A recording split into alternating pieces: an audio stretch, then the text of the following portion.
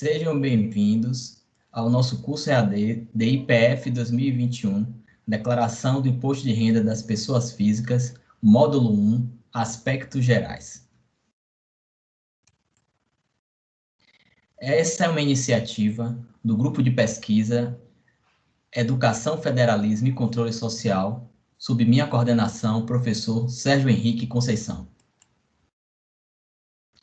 Para que nós possamos entender o processo de declaração do imposto de renda, antes de mais nada, precisamos determinar que trata-se de um processo de ajuste anual, ou seja, trata-se de uma declaração de ajuste anual do imposto de renda das pessoas físicas. Nesse sentido, a declaração vai buscar equacionar o montante dos rendimentos tributados e o imposto pago ou retido ao longo de um determinado exercício financeiro.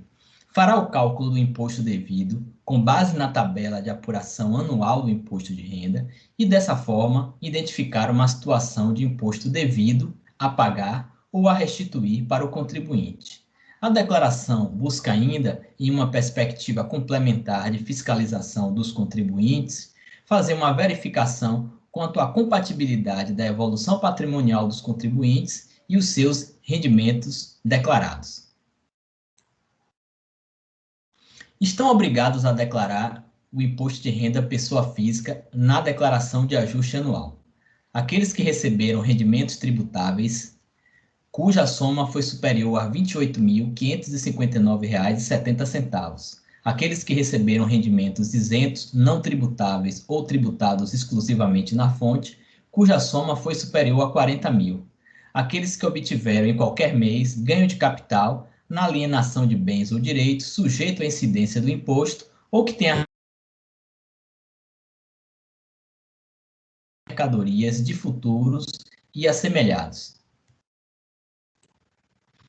Estão ainda obrigados a declarar no ajuste anual do imposto de renda aqueles que optaram pela isenção do imposto de renda incidente sobre o ganho de capital auferido na venda de imóveis residenciais cujo produto da venda desses imóveis tenha sido destinado à aquisição de um outro imóvel residencial, dentro de um prazo de 180 dias, contado da celebração do contrato de venda.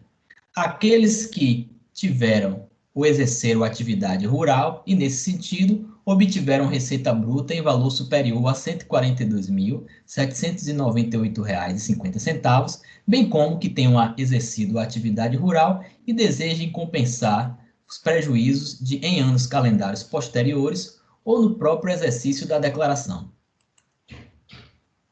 Ainda estão obrigadas a declarar aqueles que tiveram posse ou propriedade em 31 de dezembro de bens ou direitos, inclusive terra, do valor total superior a R$ 300.000, ou que passou a condição de residente no Brasil em qualquer mês e nessa condição se encontravam em 31 de dezembro. De outro modo, estão dispensados de declarar aqueles que não se enquadrem em nenhuma das hipóteses citadas anteriormente, que constem como dependente em declaração apresentada por outro contribuinte, no qual também tenham sido informados seus rendimentos, bens e direitos, tiveram posse ou propriedade de bens e direitos cujos bens comuns sejam declarados por outro cônjuge, desde que o valor total desses bens privativos não exceda a R$ 300.000 em 31 de dezembro. Ainda estão dispensados de declarar o sócio de empresa, desde que não se enquadre em outra hipótese de obrigatoriedade, e, de outro modo, qualquer pessoa, ainda que não esteja obrigada, pode declarar o imposto de renda, se assim desejar.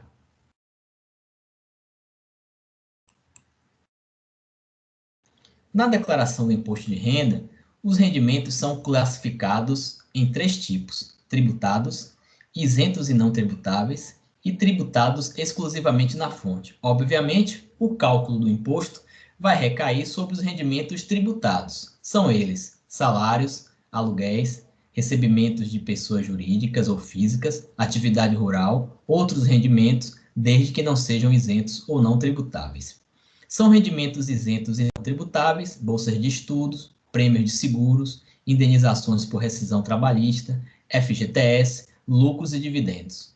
São rendimentos tributados exclusivamente na fonte, o 13º, salário, rendimentos de aplicações financeiras, juros de capital próprio, participação nos lucros. Então, como falávamos, somente será calculado o imposto de renda devida sobre o montante dos rendimentos tributados. Os rendimentos isentos e não tributáveis e tributados exclusivamente na fontes compõem o cenário de rendimentos do contribuinte, mas que não vão gerar nenhum impacto no cálculo do imposto devido na declaração do imposto de renda. A declaração do imposto de renda, atualmente, só pode ser entregue através da internet e, para isso, o contribuinte deve fazer um download do programa gerador da declaração em computador, tablet ou smartphone, ou ainda através do portal da Receita Federal, utilizando a declaração online. As pessoas que elaborarem a declaração do imposto de renda estão obrigadas a fazerem a sua entrega no período de 1º de março a 30 de abril, exclusivamente pela internet.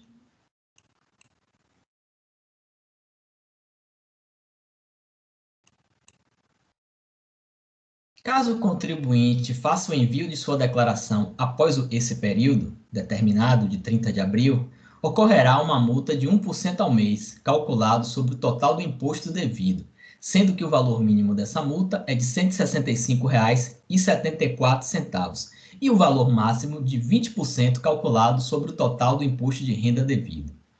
Caso o contribuinte faça essa transmissão da declaração em atraso, o próprio programa fará a emissão de uma multa através de um DARF que deverá ser impresso e recolhido na rede bancária.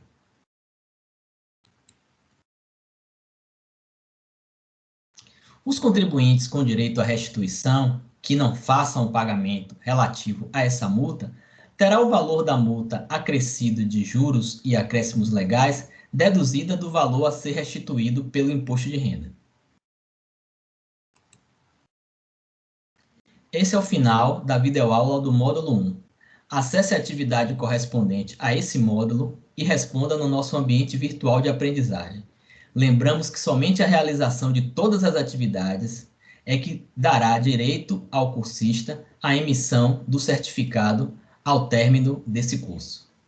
Até a próxima!